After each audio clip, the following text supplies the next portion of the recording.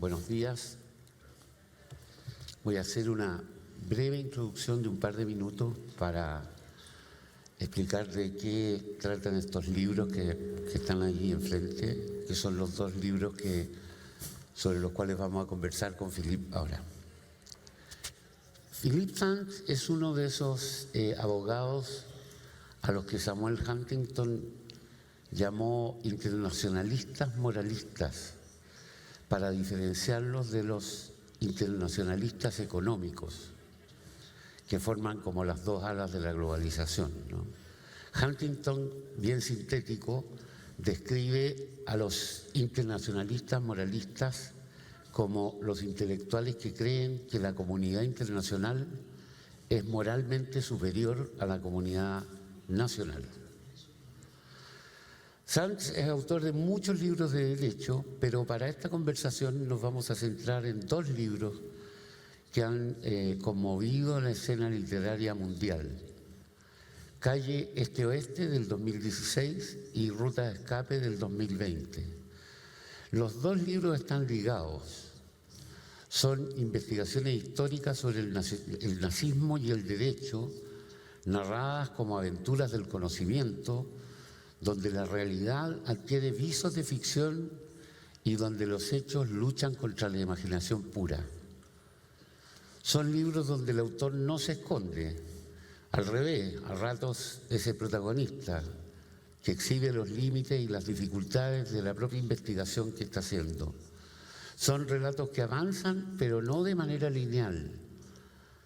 De pronto cambian de dirección, se van hacia episodios laterales, se meten en callejones sin salida, y son relatos que nos transportan entre diferentes épocas, del pasado hacia el presente y viceversa.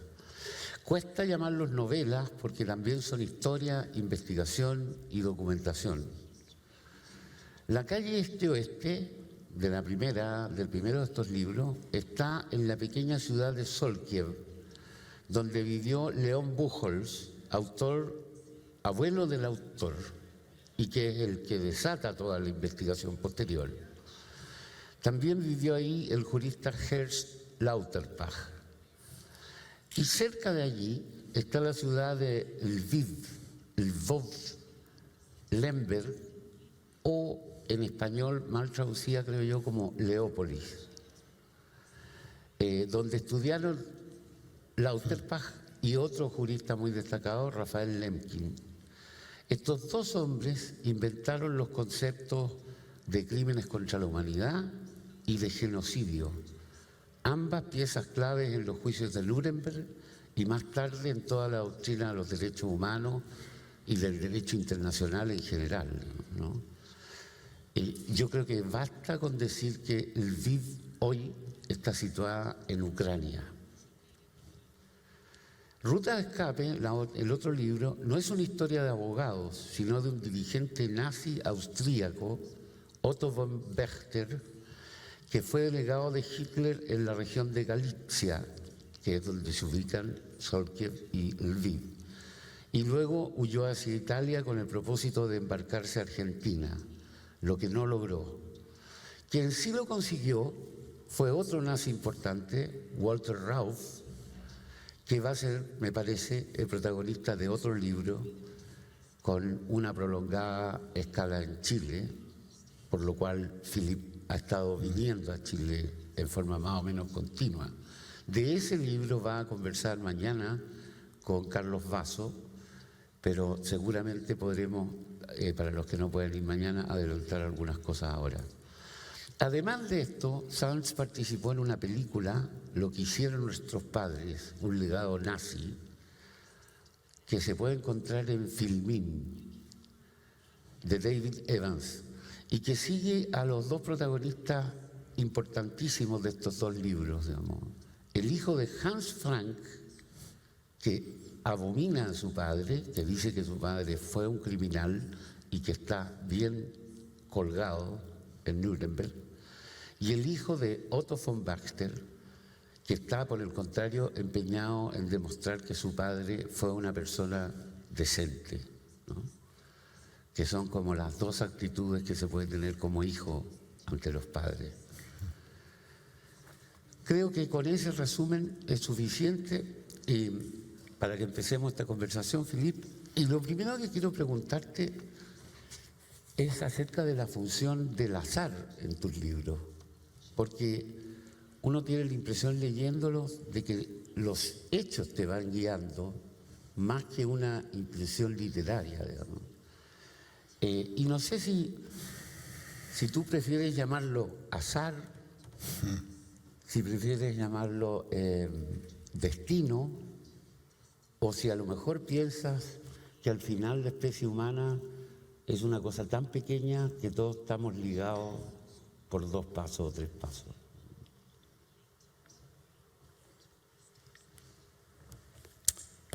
Well, firstly, Ascanio, thank you so much for that wonderful introduction and very generous, and it sets the scene very beautifully. And secondly, can I just say how incredibly happy I am to be at this wonderful festival in this extraordinary city. It's not my first time here. I have been many times to Chile, but it's only my second time in Valparaiso, and I was thrilled to be invited and so happy to be with you in conversation. I do also know of your work. Indeed, I purchased, because it came out a month ago, your latest book, the first chapter of which describes the visit, shall we say, of Senator Pinochet to London in 1998, and it's a beautiful chapter that you've written. As you know, I was involved in the case of Pinochet in London, and you have very accurately covered that story. So on your question, I would say this.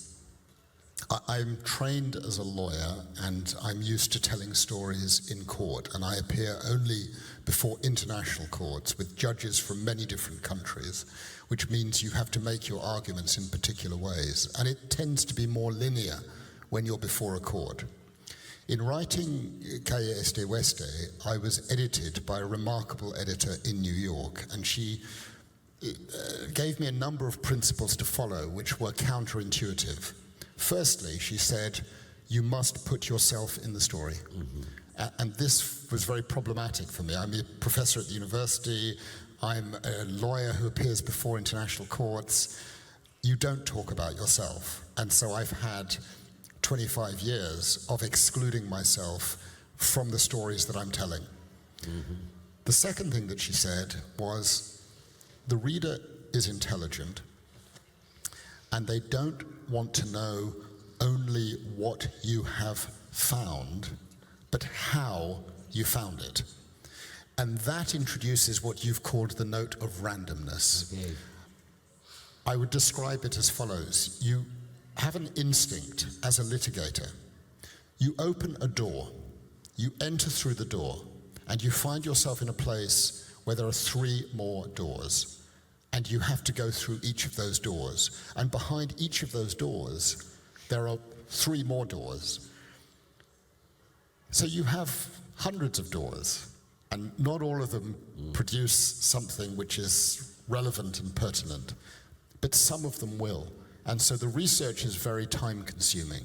When I started writing, when I started the moment of what became Calle Este-Oeste, I simply received an invitation to give a lecture on the cases that I do before international courts on crimes against humanity and genocide.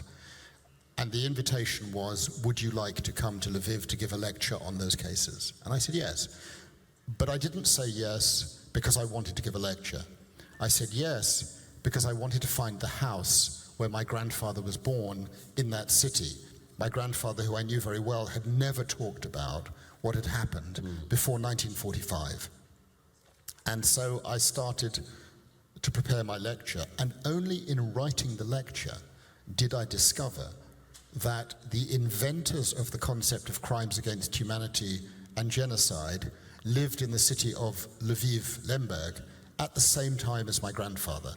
This was a complete unexpected coincidence. My wife and I have big disagreements about randomness. She thinks it's completely random. It's just an accident. and it means nothing. I don't. I think there are ways as human beings that we communicate that throw up what appear to be coincidences, but in fact are connected. In other words, I think human beings communicate in ways that we don't fully understand, and it leads to these points of connection. So I don't think it's completely random. My wife does. Ok. Pero la decisión de incorporarte dentro de la narración, de ser parte del relato, es una decisión muy delicada para un escritor. Supone cuánto de tus emociones va a estar presente, qué nivel de distancia vas a tener. Una vez que tu editora te convenció, ¿te resultó fácil hacerlo de esa manera? Estar tan involucrado en la historia, ser parte de casi sufrir el vejamen que tu familia probablemente sufrió. No, it wasn't easy. As I said, I've had 25 years of excluding my own emotions, passions, desires, reactions from the classroom and from the courtroom. So to introduce myself into the text was counterintuitive, and I found it very, very difficult, which is why the book took so many years to write. There were 4 different drafts, each of about 150,000 words, and each one different. Okay. And my editor read each one and said, I want more of you. I want here more things. And what I learned to do in introducing myself in the text was to strip my own emotions completely out of the narrative. And the reason, the way I was able finally to do that was with the help of a neighbor. I've had many lucky things in life, but one of my great luckinesses and pieces of good fortune is that one of my neighbors, as you know, he died recently, was the great writer John le Carré. And I would talk with him a lot about this theme of an individual writer's relationship with the text about which they are writing. This is a big theme of his writing. If you've read, for example, the book, my favorite of his many books, A Perfect Spy, it's completely autobiographical. He's writing about himself and his relationship with his father, but he strips his own emotions out of the text because, he says, readers are intelligent. They don't want the interpretations and the emotions to be imposed upon them by the writer.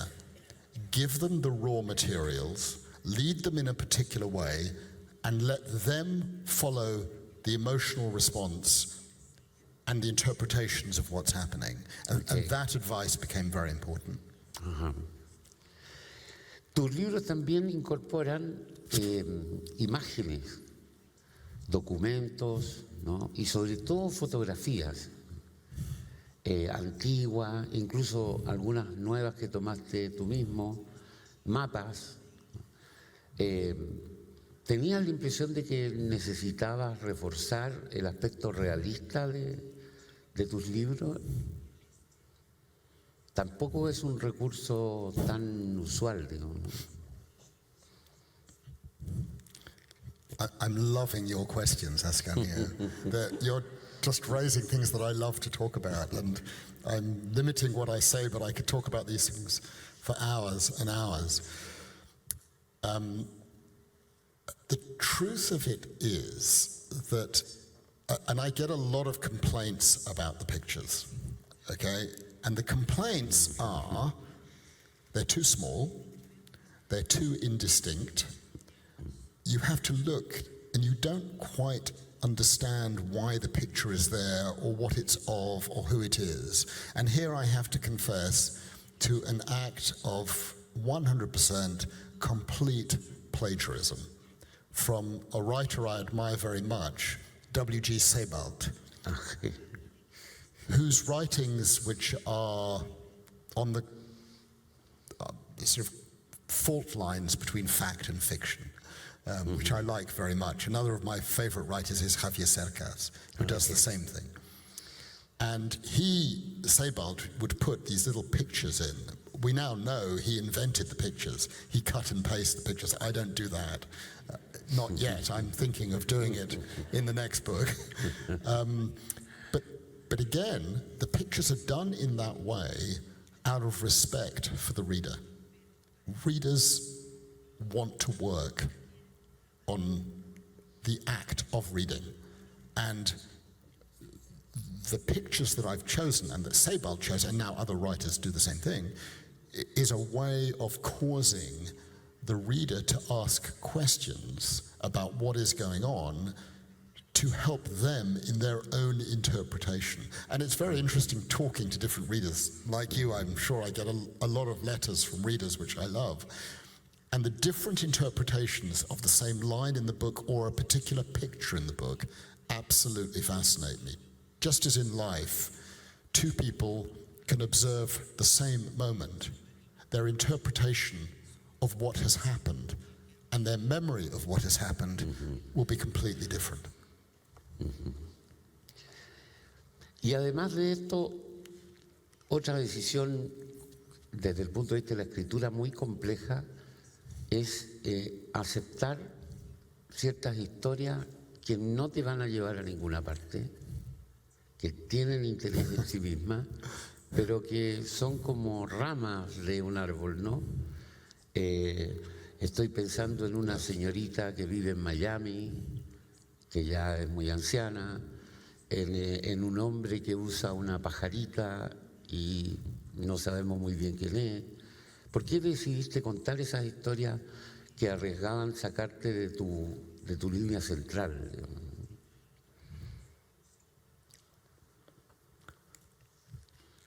Because that's a reflection of how life is.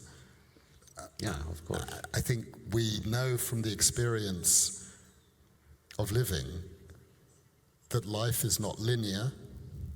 Not everything we do leads to a particular conclusion, and many things are open-ended and inconclusive. And again, I think here, to be very honest, I've drawn from Le Carré. You need to understand that for 20 years, he wrote a lot of books, and my job was very simple. Those of you who read Le Carré will know that he absolutely detests lawyers. Lawyers for him are an abomination. He's not alone. And my role, every one of his books has an appalling lawyer in it. And my role was to check that the lawyer spoke like a lawyer, dressed like a lawyer, sounded like a lawyer.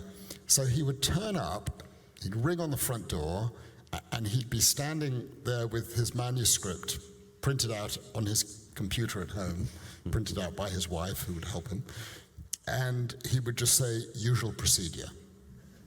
And the usual procedure was to read the entire text, because he didn't put a little marker down to say it's page 227 is the lawyer. So I'd have to read the whole thing in order to get to the bit about the lawyer. And in reading in that way, I came to understand a number of things. One was how to write in a way that makes the reader want to continue to the next chapter. In other words, you can't stop reading. Right? So his techniques are very clear on that, frankly. And the second aspect was dead ends.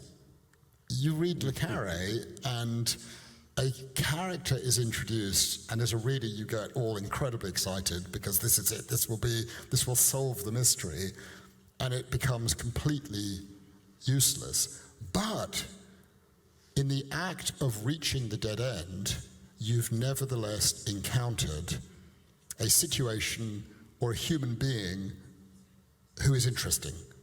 And so it's just another way of telling stories that connect to our own life experience that many relationships we have, many encounters we have, actually aren't fruitful or productive in leading to an outcome of a particular sort, but nevertheless they're sort of really interesting. And that's what I've tried to do with that. Okay. You're a very attentive reader. Igual que en la película, yo recomiendo mucho ver la película, lo que hicieron nuestros padres. Igual que en la película, en los libros te has conocido a los hijos de dos jerarcas nazis importantísimos de la región de Polonia y Ucrania, que cometieron crímenes monstruosos. No solo los conociste, fuiste a sus casas, los acompañaste, te acompañaron ellos a ti, visitaron los lugares donde se habían cometido los peores delitos, digamos, ¿no? Pero ocurre que uno, el hijo de Frank, dice que su padre está bien ahorcado, que se lo merece. Y el otro hace un esfuerzo absolutamente desesperado por demostrar que su padre era un hombre decente. ¿Cómo te la arreglaste con esas dos psicologías tan...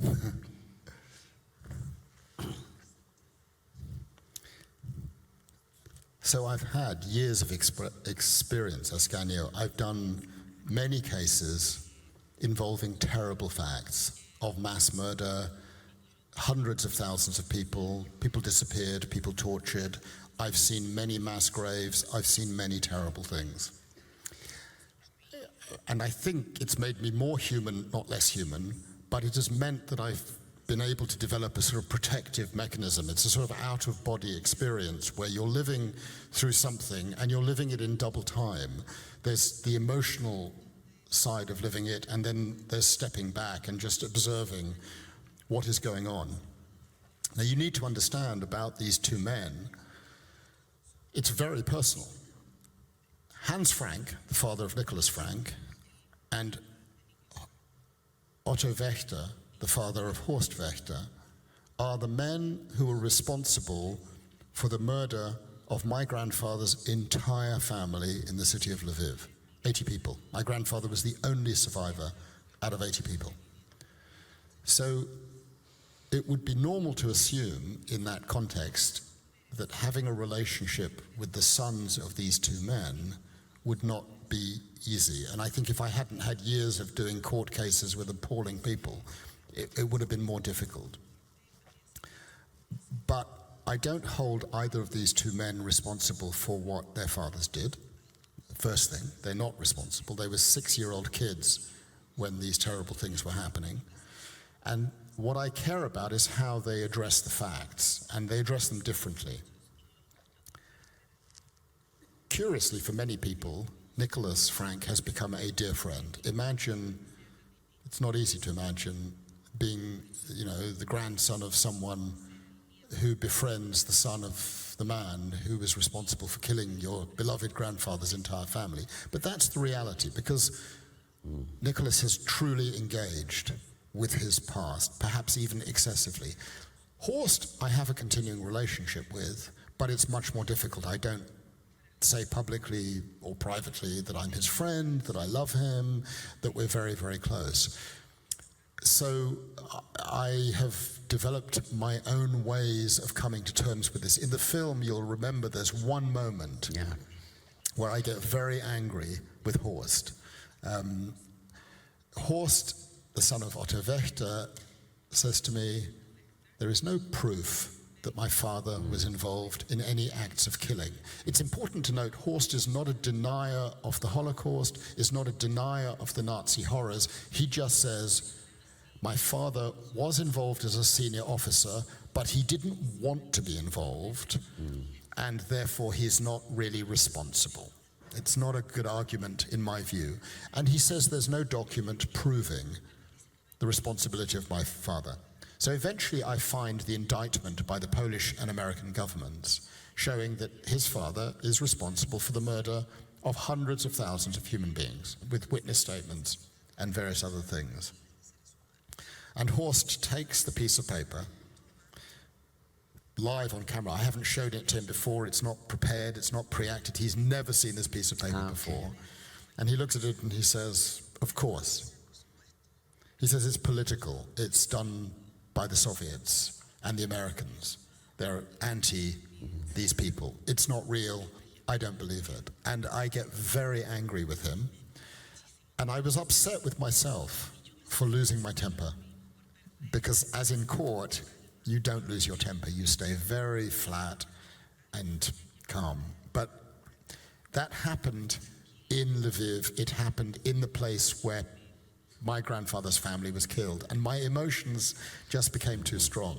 The filmmaker, David Evans, who you mentioned at the beginning, who's a friend of mine from university, and some of you will have seen some of his other work because he's the director of Downton Abbey, which you will know, some of you. He happened to film that scene.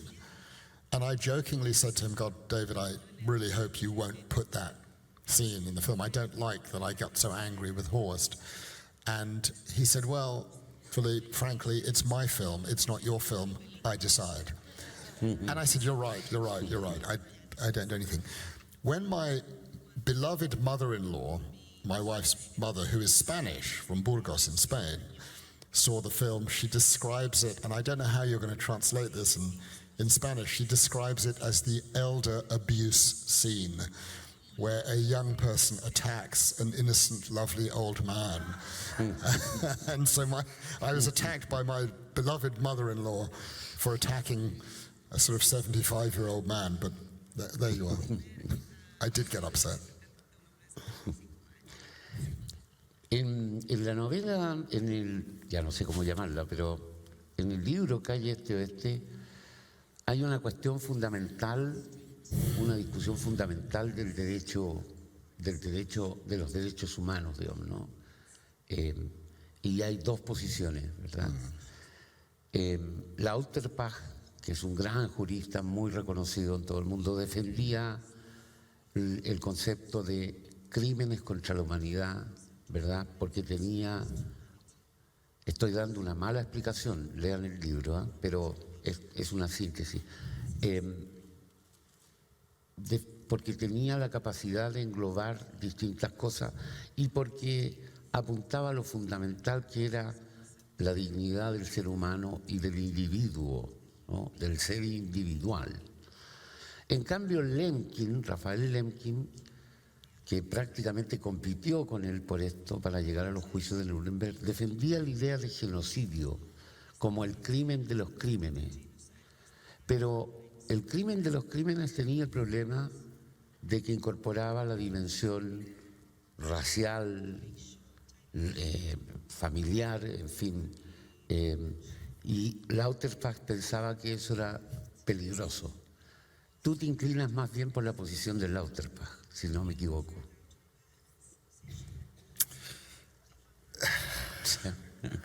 So this is really the beating heart of this book. And to be really honest, I did not realize what I was writing. This is the reason the book has been translated into more than 30 languages and has sold hundreds of thousands of copies, because it touches on an issue that affects every single person in this room. You, me, all of us.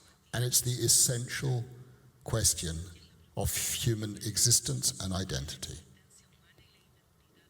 Who am I? How do I define myself? Am I an individual? Am I a member of a group? And of course, we're both.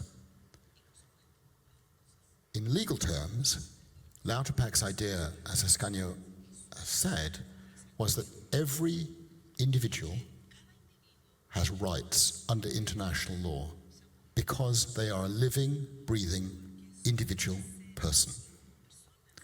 Lemkin said no.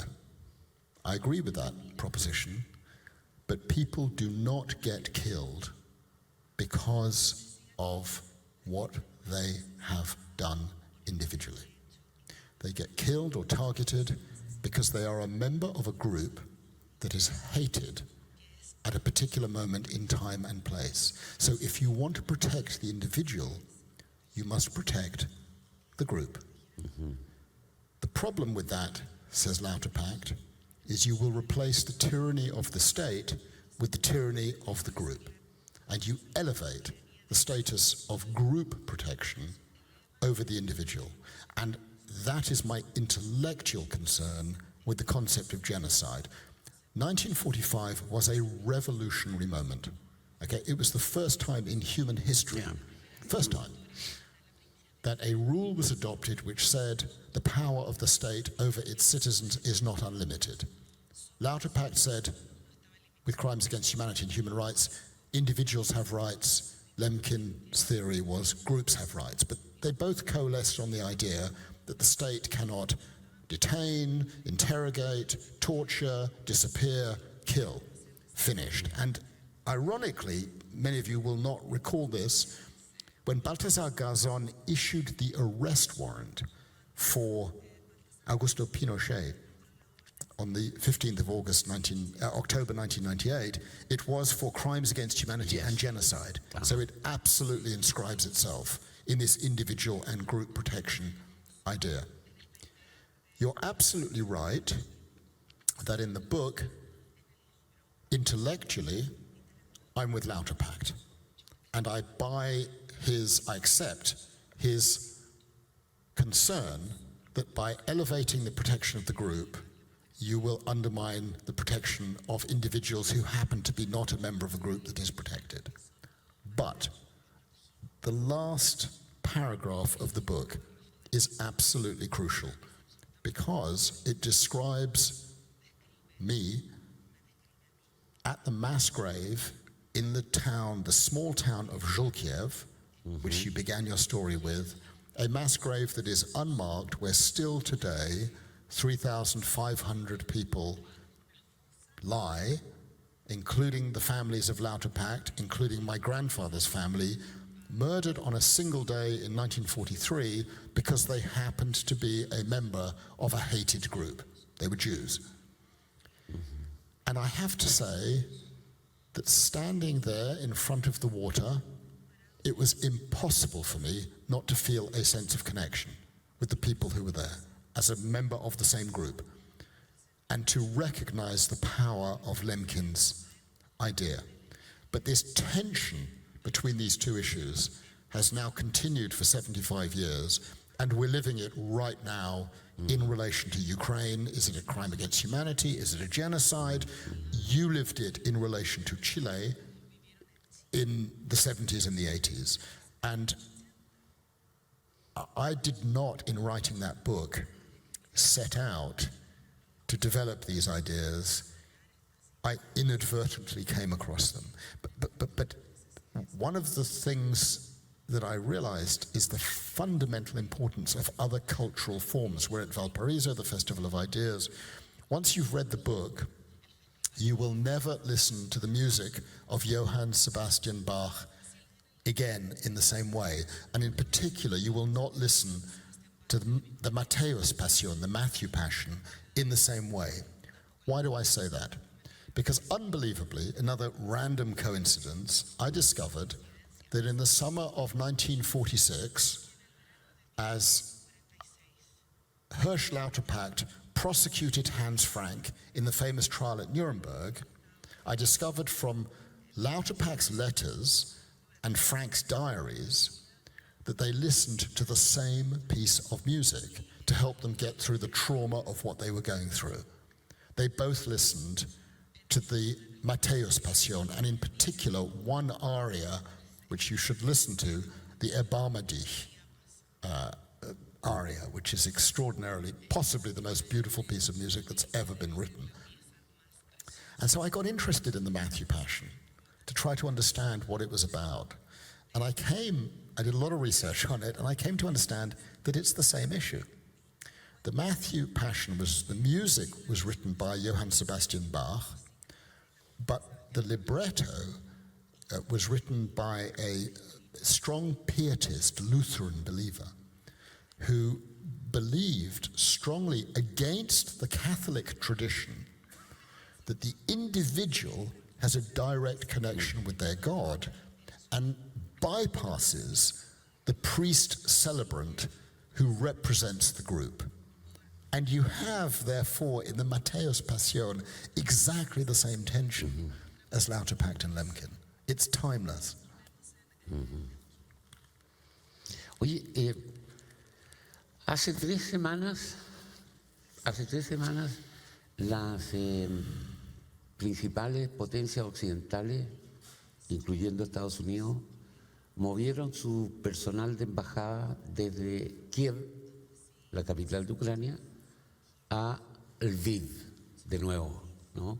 Se trasladaron a esta pequeña ciudad de la Galicia, que es tan importante en tus libros.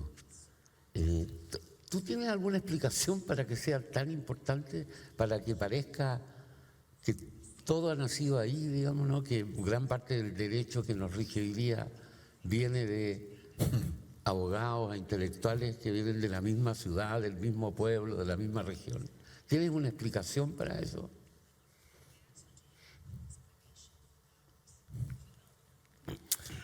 It's an incredible... Have you ever been? Have you been? No, Yeah. I haven't been. Just out of interest, who here has been to Lviv? No one. Okay, you really. It is. Once peace returns, which it will return, it's an incredible place. I was there a month ago, actually, for the Lviv Book Festival. As an act of solidarity, 8 British writers went to Lviv to show solidarity. We travelled over from Krakow in Poland by car. And the day after I left, the bombing of Lviv began again, actually, which was extremely traumatic for a lot of people. And I must say, I feel very touched by it. You have to understand that my grandfather left the city of Lviv in September 1914, just as Russian troops were about to occupy the city, and he fled with his mother and his 2 sisters to Vienna. So history sort of repeats itself in this way. It's an absolutely extraordinary city. I've come to know it very well. I've probably been 25 times in the last 12 years. I was there a month ago.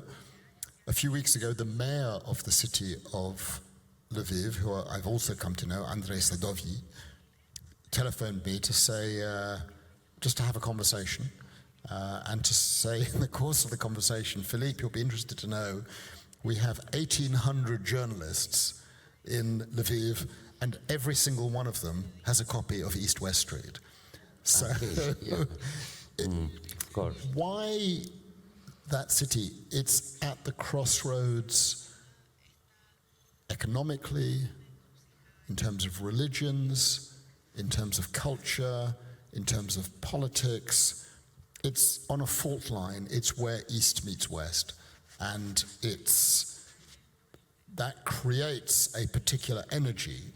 I mean, you have that in a sense also in the 2 cities that I've spent time in Chile. In the last week or so, I was in Punta Arenas and now I'm in Valparaiso. These are cities where many people transit through and many people stay.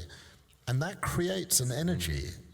And I think it's a familiar energy for me being here, because that's what happened in Lviv. If you look at it on a map, you'll see that it's right in the middle of Europe. You cross from north to south, you cross from east to west, you go through Lviv. It's the reason why the food is so varied and so good, why coffee, which was brought from the Italians, is so good in Lviv. And I think that mixing cultures, mixing people, produces an energy that generates ideas. And some people don't like this. I happen to like this. Coming back to your first Samuel Huntington quote, I think this is a good thing, not a bad thing. Okay.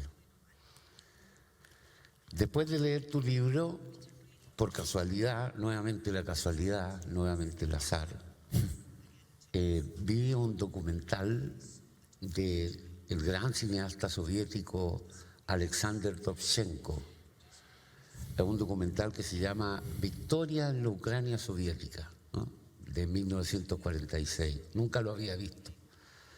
Y me fijé que muestra a las tropas soviéticas entrando a Lviv, pero a la cabeza de todo va el presidente del Partido Comunista de Ucrania, Nikita Khrushchev, ¿no? Que sería tan importante después, ¿no? La situación de Ucrania y hoy, lo que pasa hoy nos ha vuelto a recordar eso, es tan opresiva, digamos, ha estado tan sujeta a continuo dominio. ¿No crees tú que eso marca algo sobre nuestra concepción del derecho hoy día, que nos ha hecho ver algo que nunca habríamos podido ver sin esta opresión del Estado sobre el individuo?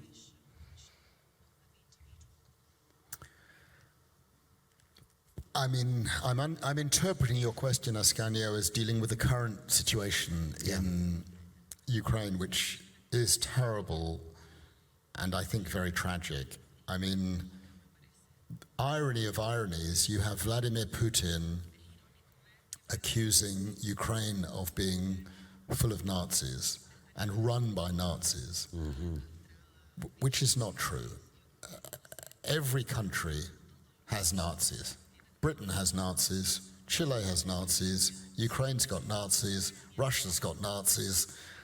They're not dominant in Ukraine, but you saw the film, I think, My Nazi Legacy, and you will have seen a moment in July 2014 where I traveled to Lviv with Horst Wächter and Nicholas Frank, and the date was chosen in the end because Horst Wächter said, if we're going to go to Lviv, it would be great if we could go on the weekend when there will be a celebration of the creation of my father's Waffen-SS Galicia division.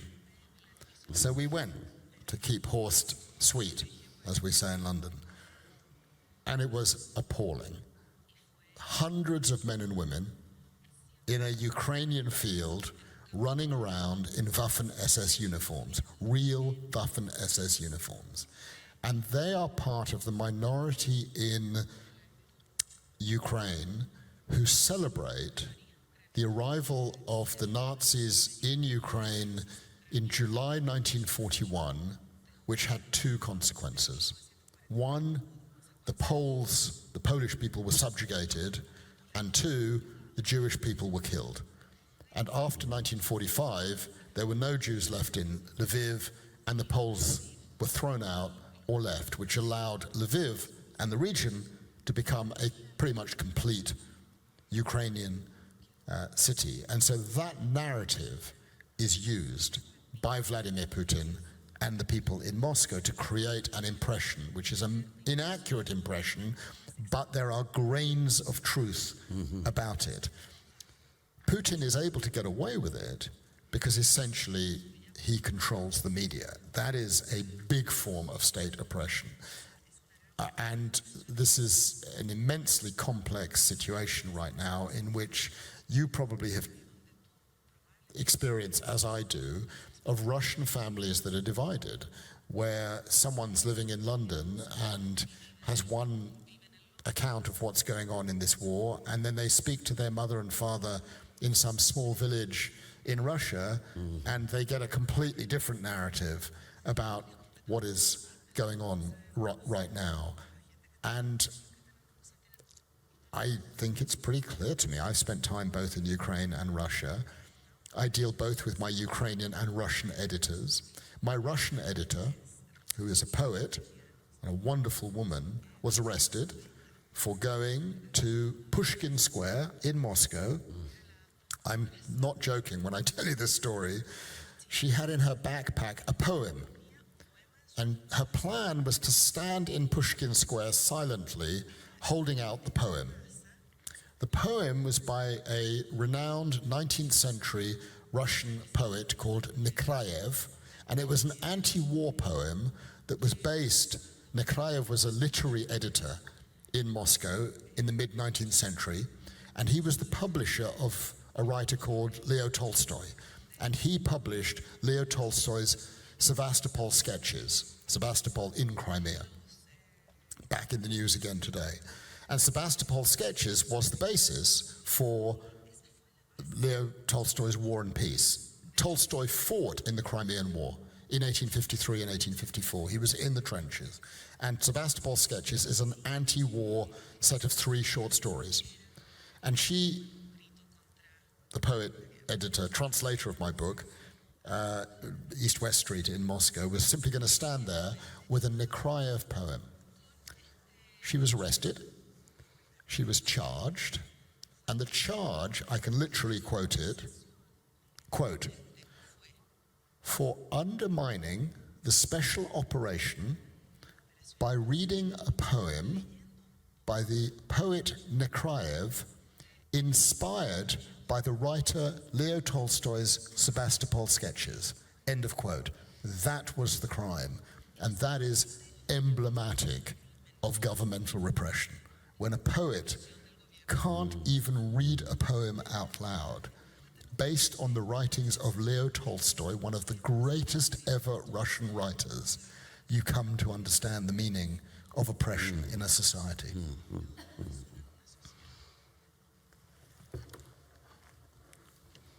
Bueno, después de leer estos 2 libros, yo había pensado que tenías 2 direcciones posibles. Rusia, que fue el ocupante siguiente de la región, o Estados Unidos, que fue donde se refugiaron muchos de los criminales nazis. Pero apareció una tercera que yo no desconocía, que fue ruta de escape, o the rat line, ¿no? La línea de las ratas, que son los nazis que escapan vía Vaticano hacia Sudamérica, hacia Argentina. Vas a hablar con más extensión de tu nuevo libro con Carlos Vaso. No quiero evitar esa conversación, pero ¿podrías adelantarnos un poco para los que no puedan ir mañana a tu conversación? ¿De qué se trata esta nueva investigación? Sure. With much happiness. I should just give you very briefly the context, because we haven't quite touched on what Ruta de Escape is centrally about. It's a love story between Otto Wächter and his wife Charlotta. The son gives me the entire family archive, okay, a precious treasure, 10,000 pages of diaries, letters between Charlotta and Otto from 1929, when they meet in Vienna, to the moment Otto dies in a Vatican-run hospital in July 1949 in Rome. And from this private material, we are for the first time able to understand how a senior Nazi, Otto Wächter, indicted for mass murder, hundreds of thousands of people, was able to escape after 9th of May 1945. And how he ended up in Rome, living in a monastery, protected by a senior bishop in the Vatican establishment, Bishop Alois Hudal, the Austrian bishop, and how, unbelievably, members of the Vatican were working as spies for the United States. I mean, I don't know whether you were aware of that. I was astonished to discover that. Helping the Americans to help Nazis escape. When I was researching Ruta de Escape, I consulted with my neighbor, Le Carre, because I didn't know about the Cold War and I didn't know much about these things. And he said, oh yes, there's a scene in the book. He said, oh yes, I was there. I was there in Austria. He said, I was interrogating Germans in prisoners of war camp. I said, why? To find the Nazis to prosecute them? He said, no, not at all. To recruit them, even though they were indicted for mass murder. We would destroy their files and we would help them on the way. Why? Because they knew where the communists were, and we wanted their address books. It was as simple as that. It's a very dirty story. In the 10,000 pages were 3 pages of interest. For the purposes of your question, I mean, it was all interesting, but you understand, I needed 4 assistants to translate all of the material, and it took years to do it, but we got through everything. There was a letter from Damascus, Syria, and the letter was from a close friend of Otto Wächter's, which said, basically, my dear comrade, my dear friend, don't come to Syria, don't come to the Arab world. It's frankly, for us Germans, it's too disorganized. Head for South America. That's where you should go. So Wächter tries to go to South America, but he fails and he dies in mysterious circumstances. But the writer of the letter succeeds. His name is Walter Rauff. Walter Rauff is also infamous. He is the inventor of the mobile gas chamber. Not just the inventor, he operated all of the little trucks which gassed probably about 800,000 human beings to death in 1941 and 1942. He's indicted for that. He escapes Syria. 1950, makes his way to Ecuador with his wife and his 2 children. Survives well. The inventor of the mobile gas chamber, you'll be interested to know, his first job in Ecuador is as an auto mechanic for Mercedes-Benz. He's living there, he assumes, happily for the rest of his life, until in 1956 he meets an absolutely charming Chilean, a military officer who has been posted in Ecuador. And the 2 families, the husband and wife, the Rauffs and the Chileans, become very close friends. The Chilean arranges for Rauff's 2 sons to move to Chile in 1956. One goes to the Navy Academy, one goes to the Military Academy. And Rauff and his wife Edith move in 1958 to Chile and set up base in Punta Arenas, actually Porvenir and Punta Arenas, where I've just been last week. In 1962, there's a big drama because the West German government wants to extradite Rauff back to West Germany for crimes against humanity and genocide. And the extradition application fails because it's out of time. Chile has a 15-year statute of limitation periods, and 1941 crimes expired in 1956. So he can't be extradited. The Supreme Court of Chile rules by 6 votes to 1. Ironically, the same vote in the opposite direction as the House of Lords in 1999, 6 votes to 1. There's a sort of interesting parallelism in the story. So Rauff resumes his life. By now his wife has died, he's a widower. He resumes his life in Punta Arenas and Porvenir, and he becomes the manager of the Pesquera Camello in Punta Arenas. And then on September the 11th, 1973, does someone in the audience know about the Pesquera Camello? We need to have a chat afterwards, okay? Come to my session tomorrow. I'm just watching the facial expressions here. On September the 11th, 1973, Walter Rauff's life improves by a factor of 100 because his friend from Ecuador, unbelievably, becomes president. It's Augusto Pinochet, has brought Rauff to Chile. People don't generally know this. So, what happens next? That is the subject of the next book. If you go on the web, you will find rumors about Rauff at Colonia Dignidad, Rauff at Isla Dawson, Rauff working for the DINA, Rauff working for Pinochet. There is not a shred of evidence. I say that using the concept of evidence as a lawyer. Nothing.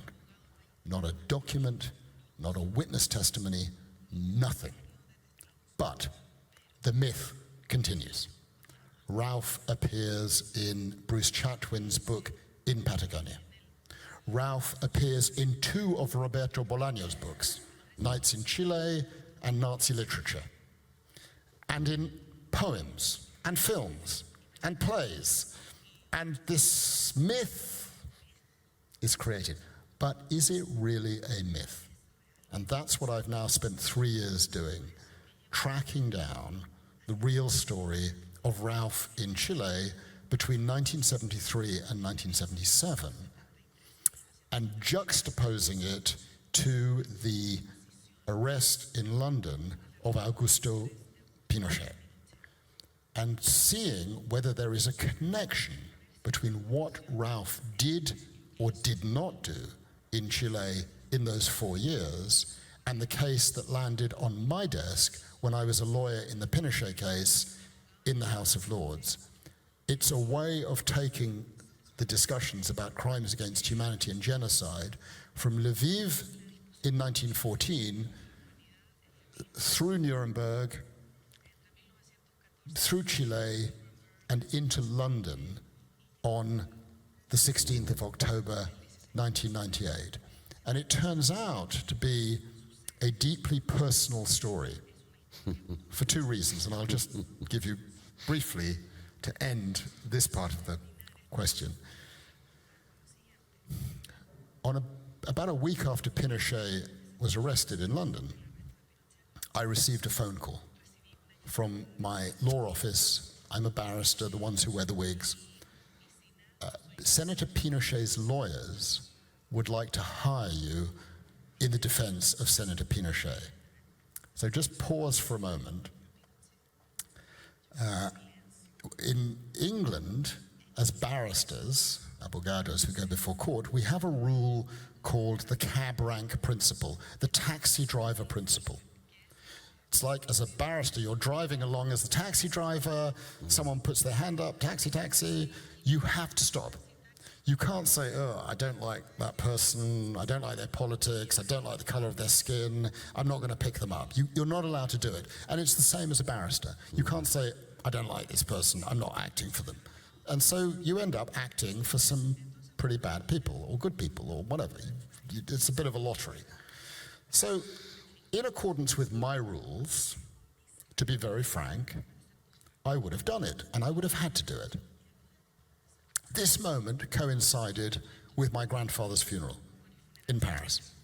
And so I received the phone call in Paris, and I went to the cemetery and met my wife at the cemetery and told her, somewhat excitedly, that perhaps I would be involved in the Pinochet case, which was a famous case, as in Chile and in London. And she said, really? And I said, yeah. And she said, and on which side?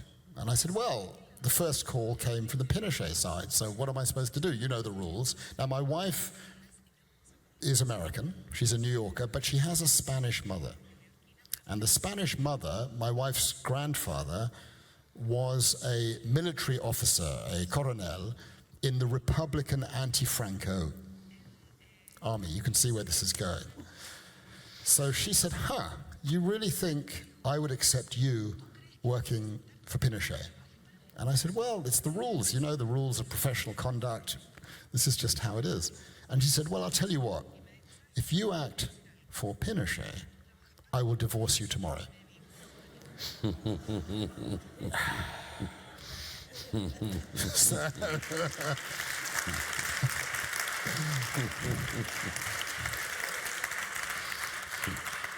So I love my wife very much, and she is still my wife, happily, 25 years later, and I declined to act for Senator Pinochet.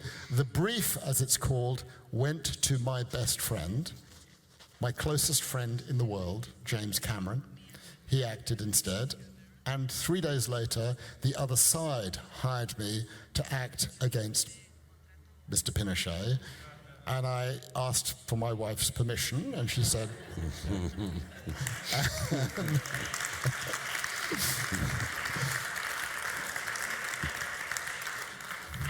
25 years then passed, 24 years. And unbelievably, in the course of the investigation, I'm going to be limited in what I say, it emerged that a central character in Chile, a victim of Mr. Pinochet's regime, was an absolutely key player in the story. And I did not know that we had family in Chile until last summer. And I've come to know my Chilean family, which has been very deeply moving and affecting for me, that we had not made the connection between my mother-in-law's second cousin, who is from a very prominent Chilean family, who were on the receiving end of Mr. Pinochet's generous spirit. And that makes this investigation, in a sense, even more personal than I had imagined. So putting it another way, what started with the accident of East-West Street 13 years ago, when I got the invitation to go to Lviv, has led in these totally unexpected ways from the origins of my side of the family to my wife's side of the family. And that will be the next book which will come out. And I've already said that because it seems to me the Pinochet and Ralph story is essentially a Chilean story, it's very important that the book should come out first in Spanish and in Chile before it comes out in England. And I'm very pleased that my wonderful editor at Anagrama, Silvia Sese, has confirmed that she will make arrangements for the book to come out first in Chile and then after that in England.